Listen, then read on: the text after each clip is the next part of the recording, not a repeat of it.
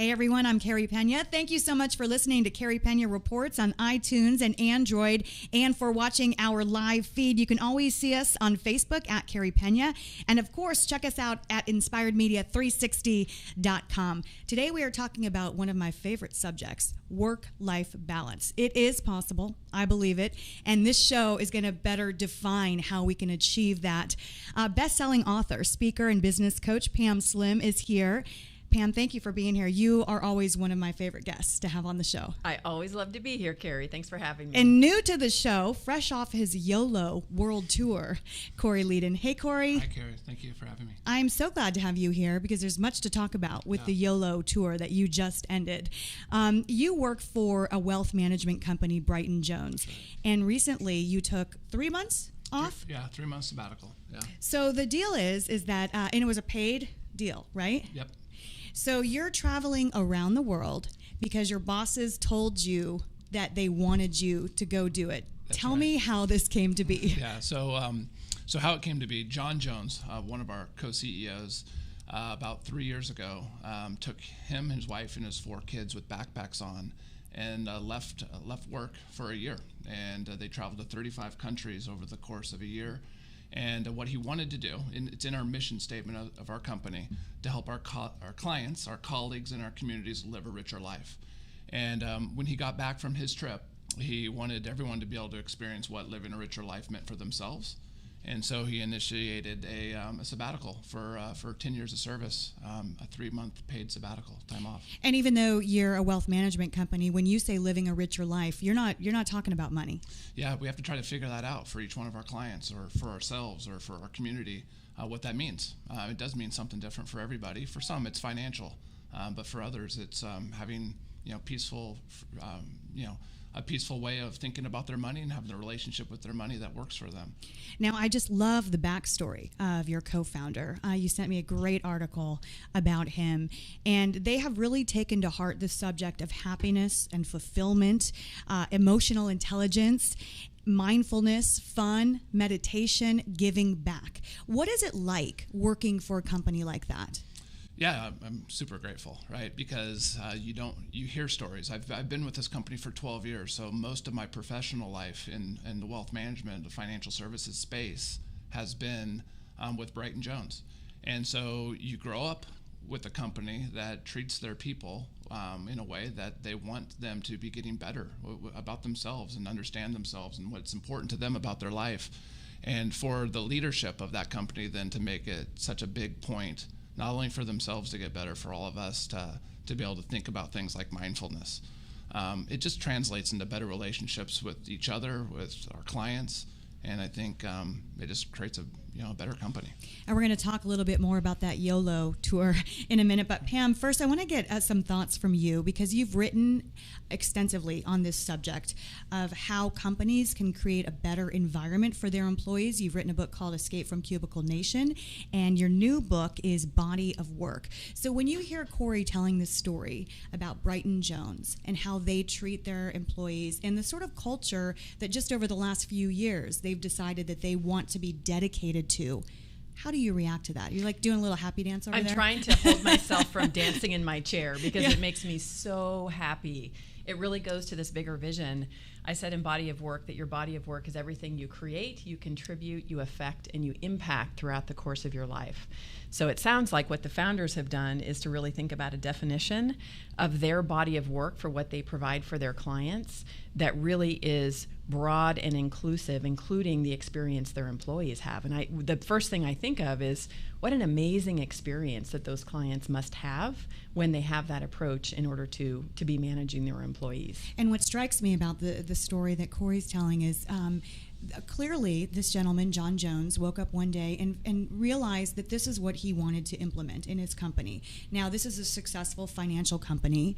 Not every small business person has the resources to send employees away for 3 months. But what I want you to speak to, Pam, is that the culture, that is achievable on a variety of levels and scales. It really is. And my friend Dan Pink, who wrote a great book called Drive, talks about the things that actually motivate us are autonomy, mastery, and purpose. And so even if you have a very small business and you have one employee, when you're thinking about that, how can you create an environment where people are able to really develop their mastery, when they feel purpose and connection to their work, when you talk about why they're at work, how it ties to things that are important to them, then that can be really important. And then the autonomy side, this is certainly a bit of a more extreme example of autonomy, where you pay somebody to leave for 3 months. But it means that people really have that perspective where they can be controlling the experience that they have doing the work. And it's so funny because we often think that work-life balance means spending as little time as possible at work and just having this perfect balance. And to me, I love work when I'm doing work that's fulfilling and engaging, and my clients feel the same way. That's the thing that really fills you up. So I think it's possible at any scale. Well, I was preparing for a keynote, and so I was reading a lot of quotes. I love quotes. I know some people get annoyed by them, but I can't get enough of them. And I read a quote that I loved, and it said something to the effect of, I want a job that I don't need a vacation to get away from. So, Corey, before the show started, you said that, and by the way, I asked you to come on. This is not some pitch about your company, because I genuinely was interested in what your company was doing for you as an employee and the culture that they've created. So you said that you love going to work. And how much of it has to do with the culture that has been created and the way your company is run? Yeah, well, it's easy to say you love going to work when you're coming off of 3 months of not going into work. Is that true? But it's true. When you think about your life and you think about the work that you do and the expertise that you have and how you're going to give back to the people that you interact with all day long, you better enjoy it. Right, and I do. And so when you get up and you know that you're going to go have enjoyable conversations with very successful people that are looking or seeking for objective advice, some transparency around this whole wealth management space that they haven't necessarily gotten from maybe other providers in the past, it's refreshing, to be able to say that you do that, you're part of that, and it's easy to sleep at night. So was it a tough sell, a bunch of financial folks? I'd imagine a lot of A-type personalities. When the company sends down an email or memo and says, hey, we're going to have some mindfulness training, a little meditation. Yeah. Was there buy-in? There was buy-in. That just speaks to the type of people that are on our bus, right? We have some really good people that we've hired over the last several years, and they're seeking this culture of the company that they can see on our website, that they can tell when they're getting interviewed. They want to be in the wealth management space, but we have people that are in HR, that are in operations, that are in IT, that are in tax, and these aren't people that are necessarily wanting to give financial advice to people, but they want to go to work every day in a culture that is going to represent them, and it's also going to make them feel good about what they do. So Pam, why are so many companies failing so miserably and losing great employees? And especially, and I know you've studied this and written about it, but the millennials, they want to work somewhere where they feel valued. They're not just going to settle for anything. And my understanding from a lot of people who run big companies is that they're struggling because they lose a lot of great talent. It's really true. It's a common thing. And I feel like we're living in this modern era of work in which we really have a lot more options for how people can work. It's probably having done a lot of work and helping people to start their business. When you have great creative talent, there's actually more of a competition where people that are talented can go out on their own. So there's a different kind of competition, but they still often have that old mindset that really what it means to be managing people is control from above, and that just doesn't work a lot anymore. You really need to be working in partnership and collaboration with your employees. So Corey, let's talk a little bit about this YOLO trip so I can feel fully jealous right now. Okay. You took how do you even begin to plan a 3-month trip? Oh, it's tough. I actually didn't have the whole trip, the entire trip planned before I left. So I left on the 4th of July, and I've done a lot of work travel for a year, so I did accumulate some airline miles and decided I would take an Emirates first class flight through Dubai to Europe, which is a destination and an experience all in itself. But then from there went to 15 countries over the course of 8 weeks, and some of the trip was by myself, and I had time to reflect, and I actually did something that I can share with you if you'd like, that I thought was pretty cool before leaving on the trip. But then I had my fiance now. As you got engaged on the trip, by the way, to one of my girlfriends. So congratulations. Thank you. Yeah, very happy. And then I had some buds that came out and spent some of the time with me. So it just was a great, it was 2 months in Europe, another month here back stateside.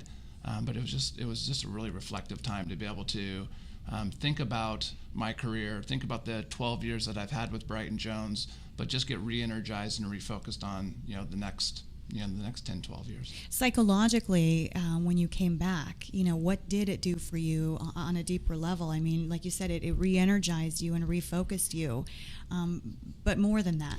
Yeah. So I've read a lot of things about this too, and you have a hard time getting creative around your work when you're just in the throes of doing it every single day. And so what happened, which was great, is I had time to think about where I was going to eat, where I was going to stay, how I was going to get from one country to another country. And it wasn't about taxes or estate planning or insurance or wealth management, right? It was about those things. But subconsciously, I was thinking about my career, my place at Bright & Jones, my relationships that I had with a lot of individuals and families here in the Phoenix Valley. And so when I came back, what I noticed is that there's just a whole new energy or level of commitment towards wanting to do what I've been trained to do and what I think I have some expertise at on a daily basis. And I think that that's really showing up not only with my relationships with my colleagues in the office, but the client relationships that I built.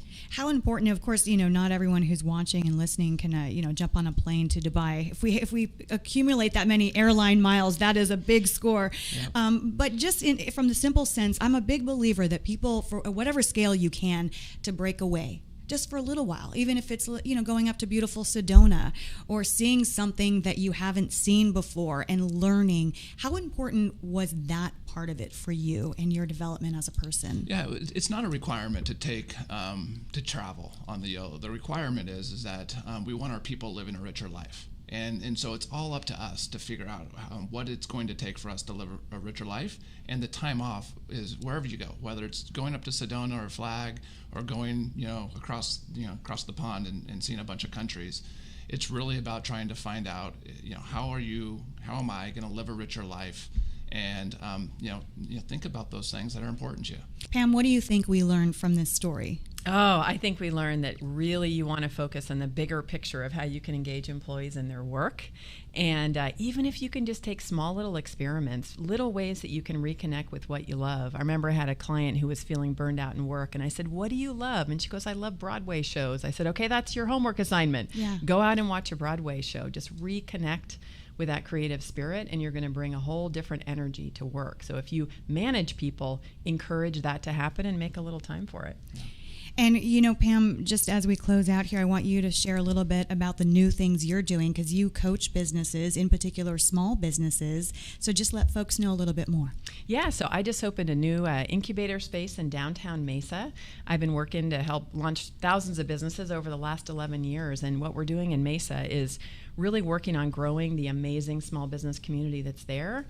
And everything that we learn, we're then going to be sharing with communities across the country. So I'm really excited about it. There's a whole different level of collaboration.